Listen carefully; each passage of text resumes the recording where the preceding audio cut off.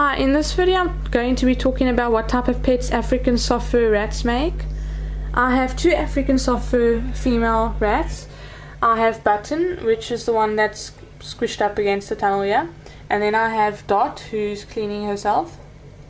Button is the mother to Dot. I got Button and Dot from a pet shop where Button was being used for breeding, and Dot was the only baby left with her. Luckily she was a female, so I could take them both. But I can't find them anywhere else in any pet shops here where I live, and that's why I only have two. I know you're normally supposed to keep them in a colony of 3, but obviously I can't find them anywhere else, so they have to live in a pair at this point. But before I talk about what type of pets they make, I thought I'd start with a cage tour. For bedding I use paper and hay. Don't use sawdust because where I live they only have pine sawdust, and I know that causes upper respiratory problems with them, so that's why I use paper and hay. And then in their little house I just put some fabric. And the hay is they use for bedding as well as something to chew on. And then on the bottom floor they have their wheel, and then a ladder that leads up to the second floor, which is already been chewed broken. And then they have tunnels which lead all the way around the cage. And then they have their water bottle on the bottom level, and then on the second level they've got a little cardboard house and crumpled up paper for there to shred for bedding, and then their food, and that's pretty much what they've got in their cage. The cage looks perfect because I just cleaned it, so that's why they haven't shredded the paper yet.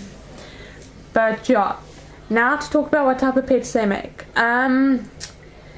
They obviously aren't tame yet, so I don't really know how affectionate they are. They are a lot less smelly than normal rats and mice. I've got normal rats and mice, and they smell a lot more than these African soft furs do. The African soft furs are very clean. They clean themselves constantly, and some people say they're odorless, but I mean, if you leave any cage long enough, it's gonna get a smell. So yeah, but I mean, compared to hamsters and mice and normal rats, they definitely smell a lot less. And obviously, because these two are females, that also helps a lot. Obviously, the males probably smell a little more than the females do.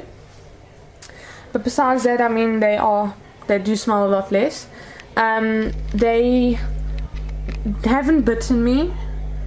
Even though they are scared, they have not bitten me. The mother bit the lady that worked at the pet shop, obviously when she tried to take away her baby, but I mean, that's just instinct. A mother animal will always protect its young. So yeah, but besides that, they've never bitten me. They are very fun to watch when they're running around their tunnels and running on their little wheel. And yeah, so they're like mice when it comes to that, because I know mice are very fun to watch. Like I said, they're constantly cleaning themselves. They only grow to that size, so they're between the size of a rat and a mouse. They don't have any specific dietary needs as far as I know. I make my own specific type of food, which I'll do in another video of how I make my homemade rodent food mixture. And obviously, besides some fresh fruit and vegetables, they don't have any really specific dietary needs as far as I know, and obviously fresh water daily.